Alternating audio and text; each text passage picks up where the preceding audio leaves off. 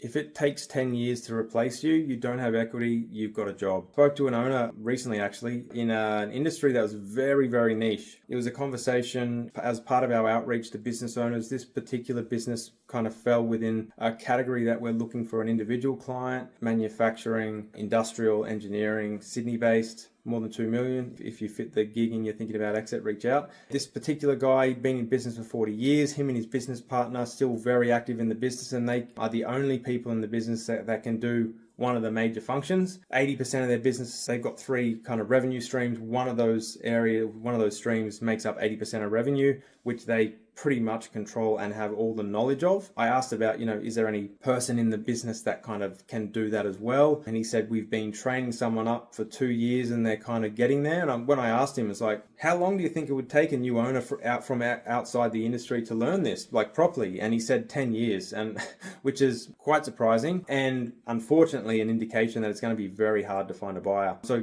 key person risk definitely kills leverage. Even removing the owners of this business, if there was someone in the business, at least one person, multiple would be preferable. If there was one or multiple people to take care of that, from a buyer's perspective, it's not a big risk, right? It's going to continue on. You've got that function, you've got that knowledge. Unfortunately, in this case, that's not the case. Transferability determines value.